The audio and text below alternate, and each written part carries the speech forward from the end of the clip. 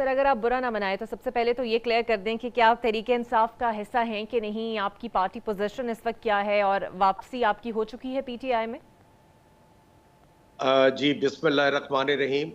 पहले तो मैं बिल्कुल ये क्लैरिटी चाहूँगा खुद भी कि आज तक मैंने कोई स्टेटमेंट नहीं दिया।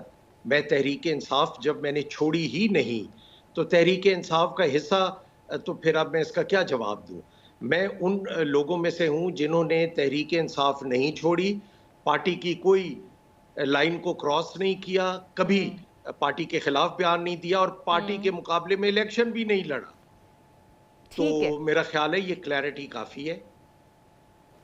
सर, इलेक्शन कमीशन लग रहा है कि आपके इंट्रा पार्टी इलेक्शंस को तस्लीम करने से इनकारी है।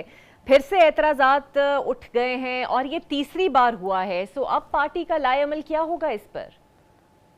इस पे पार्टी का लाएअमल ये होना चाहिए कि देखें, इलेक्शन कमीशन ने अपना काम करना है, हमने एज पॉलिटिकल पार्टी अपना काम करना है। हमने ये बावर कराना है कि पीटीआई जो है वो एक पॉलिटिकल पार्टी है और हम सारे पीटीआई का हिस्सा है। It's the not one of the largest party.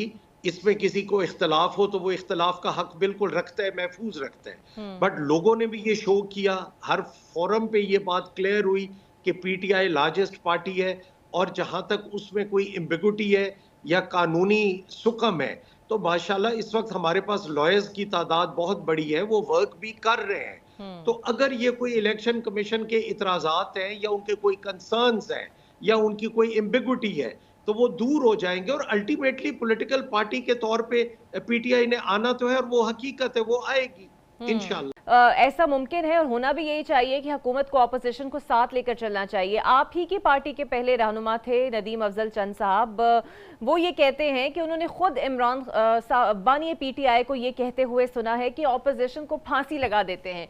तो जब आपके दौरे हुकूमत में यही रवैया ऑपोजिशन के साथ रहा तो फिर अब हुकूमत से गिला क्यों? जी, जहाँ तक नदीम अफजल चंद साहब की बात का ताल्लुक है, मैं उनकी दिल से उनका एहतराम करता हूँ।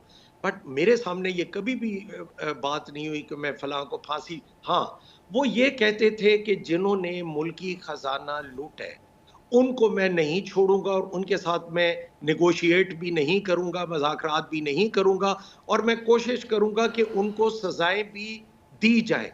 बट देखें, बानी पीटीआई जो थे सजा उन्होंने तो नहीं देनी थी, जो उस वक्त का नैब था उन्होंने केसेस बनाने थे। फिर जो अदलिया थी, अदलिया, हम तो कल भी इस चीज के मौकफ के फेवर में थे और आज भी इस हकीकत को तस्लीम करते हैं कि अदलिया को आजाद होना चाहिए। अब अदलिया अगर किसी को रिलीफ देती है और यहाँ तो फिर ये केसेस भी देखने में आए कि 10 दफा अदलिया ने रिलीफ दी और 10 दफा आप लोगों ने मतलब अरेस्ट कर लिया पुलिस ने। चलिए उम्मीद करते हैं कि आने वाले दिनों में कुछ बेहतर और पीटीआई भी अपना रोल प्ले करे। बहुत शुक्रिया आसिफ तैन खान साहब।